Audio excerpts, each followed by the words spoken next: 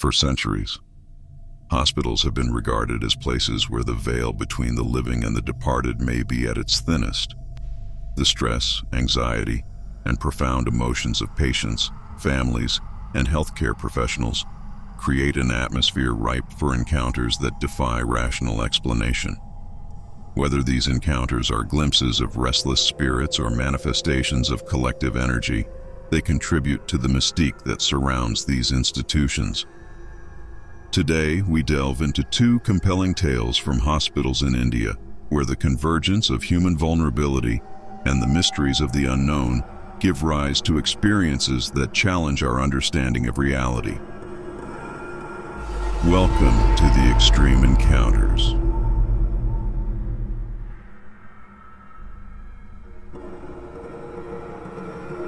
Our first story is shared by a user named Bruce Singh on realghoststories.com. He writes, "I had lived in Chandigarh for most of my life, but recently I had started working with an MNC in Delhi. During my holiday leave for a couple of days, I went to my hometown in Chandigarh.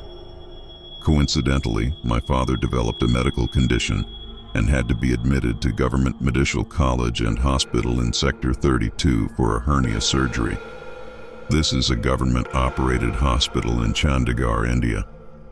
I have been to this hospital several times during both day and night and have experienced some paranormal instances over and over again. I am sharing my first experience, which took place in November 2019. As I was home on leave, I decided to take care of my father at the hospital during the night duty. The surgery went well, and after the surgery, my father was under observation in the trauma ward. Patients in adjacent beds were being treated for accidental injuries or severe treatments. It was difficult just being there and witnessing the pain around me. For the first few days, I would fall asleep around midnight and wake up the next morning to continue with normal hospital support chores. 4 to 5 days passed, and I had gotten into the cycle of the night shift, that is, to sleep during the day and stay active at night. On the 6th night that I was in the hospital, wide awake, I stepped out of the ward and saw 2 male nurses on duty at their respective desks, so I went further to take a walk. Everything was normal until sometime after 1:30 a.m. So, around 2 a.m., suddenly some doors started banging loudly, and it was a panic situation. I thought the hospital was on fire or there was some other emergency. I rushed towards the ward where my father was, but there was no smoke or signs of any panic, yet the doors continued to bang. I called a nurse sitting nearby. He was scrolling through his phone and did not respond.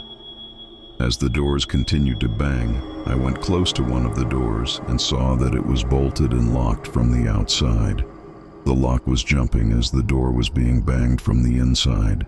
I was scared, and there was a room, a private room near the ward, that had its door open. I could hear the fan running at full speed. The curtains in that room were flying, indicating the fan was indeed at full speed. It was November, and it gets very cold in Chandigarh during this time, so it was unusual to see fans operating at high speed, and I could hear someone in that room calling for help, saying my name.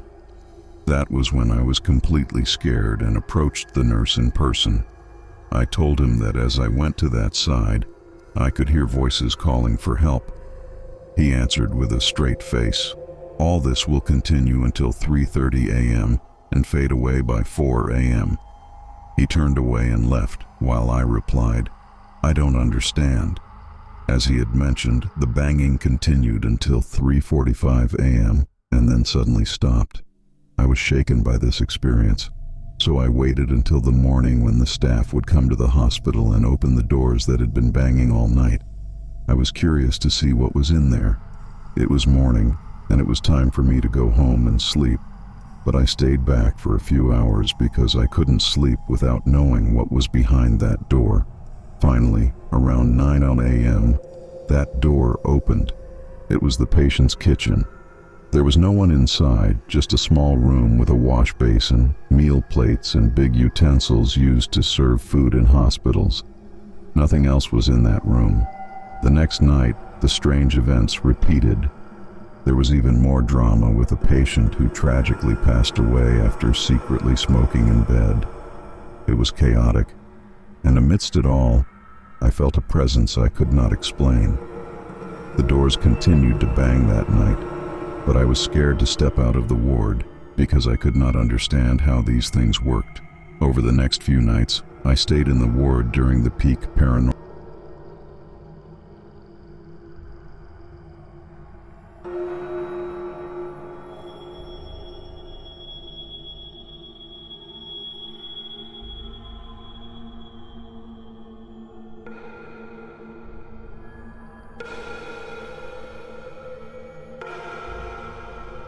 We are here to serve patients, so we will just focus on that. It didn't help me understand what was happening around me, but it helped me accept that these things do exist, and we must be mindful and respectful of their existence. I remember coming across a room with a glass door and a semi-transparent curtain. I could see inside that a light bulb was turned on, a fan was running at high speed, and the curtain was flying with it. There was no one in that room, yet the door was banging non-stop. In that moment, I accepted that for as many days as I am here on night duty, let's just go easy with this. There must be many spirits of the people who may have passed away at this hospital. Learning from the nurse's response, let's just focus on what we're here to do. I visited the same hospital 2 years later, and the night experiences were the same.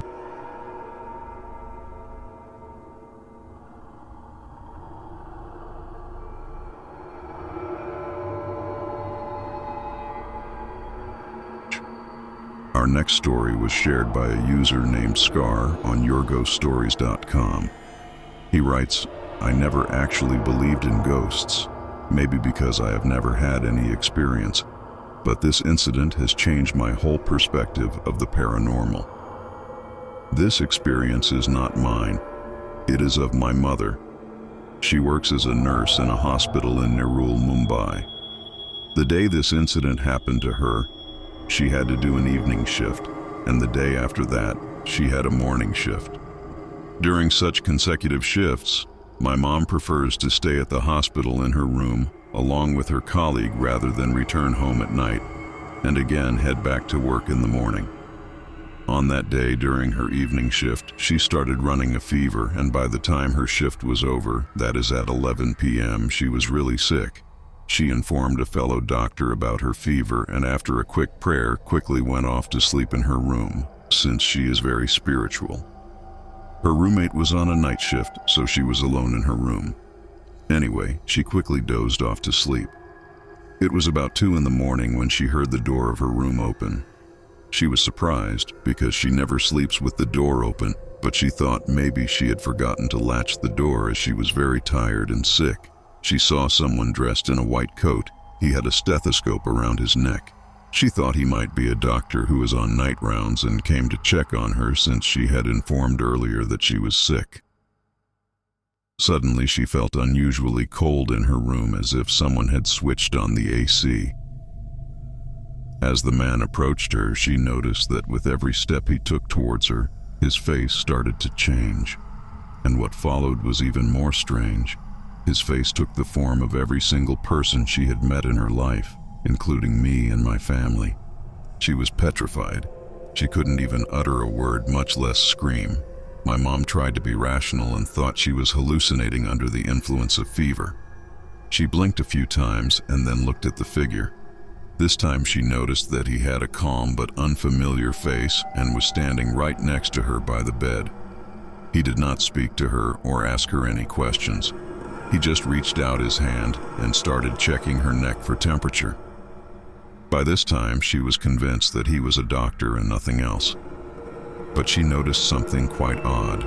As soon as he placed his hand on her neck, she noticed that his hands were very cold.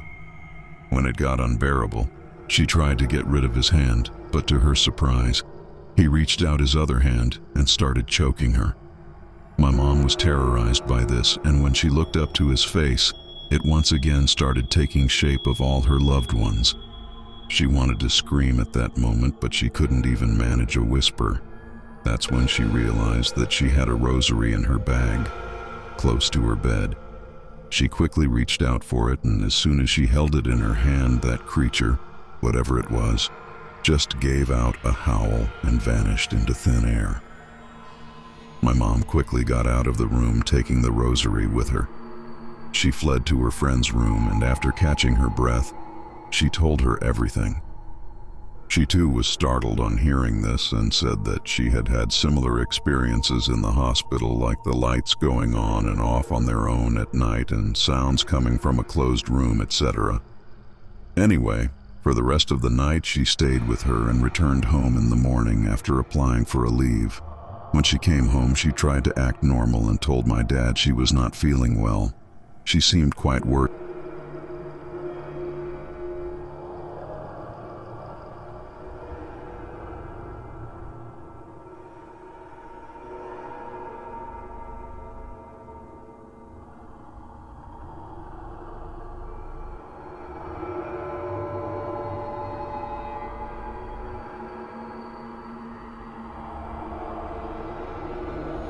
I definitely don't want to go to that hospital anytime in my life.